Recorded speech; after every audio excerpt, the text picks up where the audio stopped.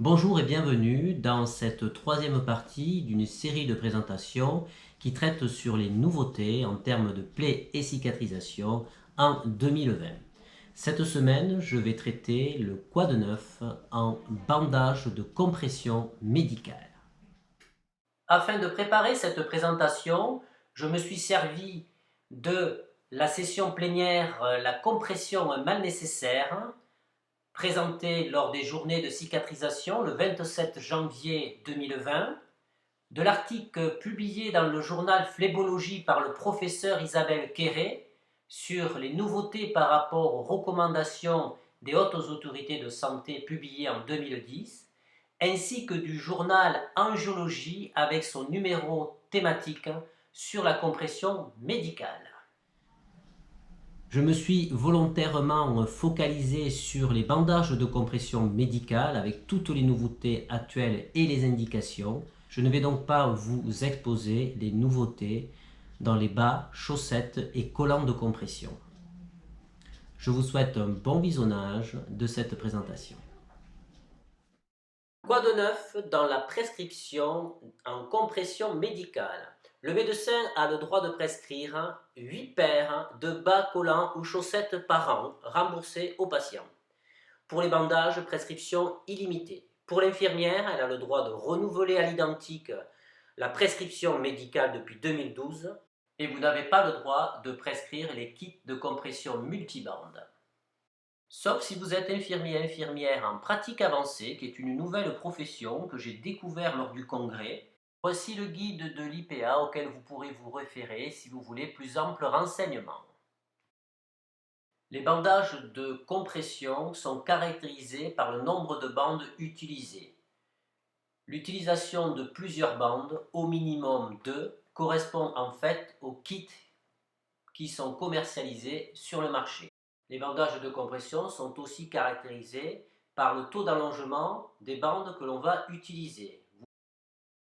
Je vous montre ici en premier une bande à allongement long dont l'extensibilité est supérieure à 100% de sa longueur initiale, comparée à une bande à allongement court dont l'extensibilité est entre 10 et 100% de sa longueur initiale.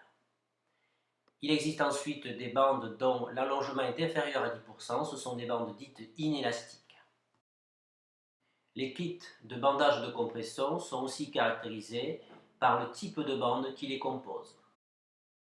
Je ne vais pas m'attarder sur les bandages monobandes à allongement long, ce sont les bandes que l'on prescrit depuis de nombreuses années, que tout le monde connaît. Le seul bandage monobande à allongement court remboursé est le Rosidal K qui existe en deux tailles. 5 kits de bandage multibande sont commercialisés et remboursés. L'Urgo K2, le Coban 2, le Profor, le Rosidal Cyst et le Biflex Short. Les kits sont caractérisés par le nombre de bandes qu'ils contiennent. Ça peut aller de 2 bandes à 10 bandes. Caractérisés par le type de bandes qu'ils contiennent. Certaines contiennent des bandes à allongement long et court. Ce sont des kits dits de compression multitype, alors que les kits qui ne comprennent qu'un type de bande à allongement court sont dits des kits de compression monotype. Les kits de compression sont aussi caractérisés par le fait d'être lavables et réutilisables. C'est le cas de 2 kits, Rosidal Cyst et Biflex Short. Les contre-indications de mise en place d'une compression médicale. Nous avons l'artériopathie oblitérante des membres inférieurs qui correspond à une ulcère mixte lorsqu'elle est présente avec l'insuffisance veineuse. Si l'index de pression systolique est inférieur à 0,8, il est interdit de mettre un bandage monobande à allongement long ou un kit de bandage multibande. Lorsque l'index de pression systolique est compris entre 0,6 et 0,8, la seule bande que l'on peut utiliser, c'est le bandage monobande à étirement court, la bande Rosidal K. Lorsque l'index de pression est inférieur à 0,6, c'est une contre-indication à mettre en place un système de compression médicale.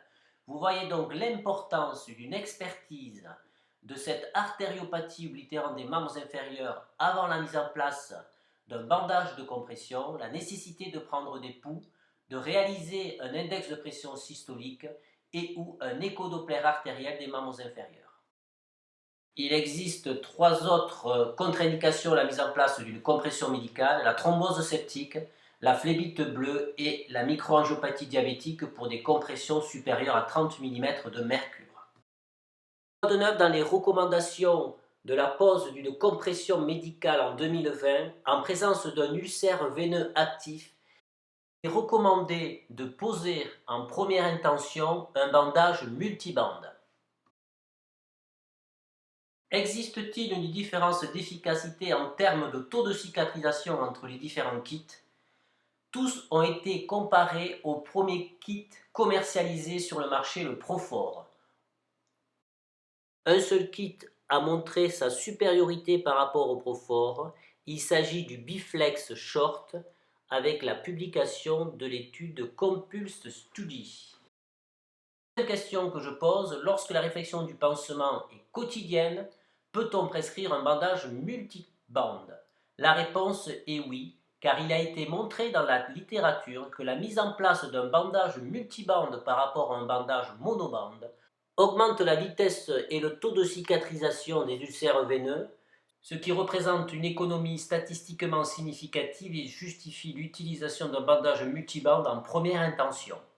Ces économies pourraient être plus conséquentes pour le patient et les collectivités si le choix se portait sur les bandages multibandes réutilisables et lavables.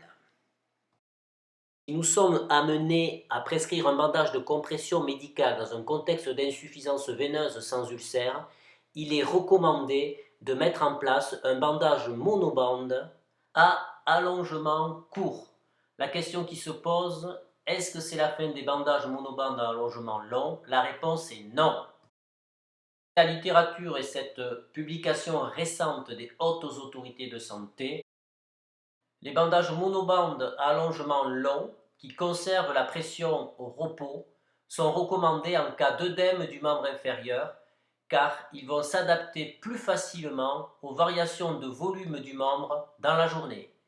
Ils sont recommandés chez les patients à mobilité réduite et ou au fauteuil. Les bandages à allongement court ont un effet de massage qui permet d'améliorer la vidange veineuse lors des contractions musculaires. Il s'agit d'une pression dynamique. De plus, ils sont bien tolérés car la pression de repos est faible. De ce fait, ils peuvent être gardés pendant la nuit, ce qui va permettre au patient d'avoir un système de compression efficace dès son lever, et ce jusqu'à l'attente de votre passage pour la confection du protocole de soins. Nous réserve l'avenir, peut-être un remboursement des systèmes wrap compression, qui le sont aux États-Unis mais pas en France. Il permet au patient d'être autonome puisque c'est lui-même qui se pose le système de compression.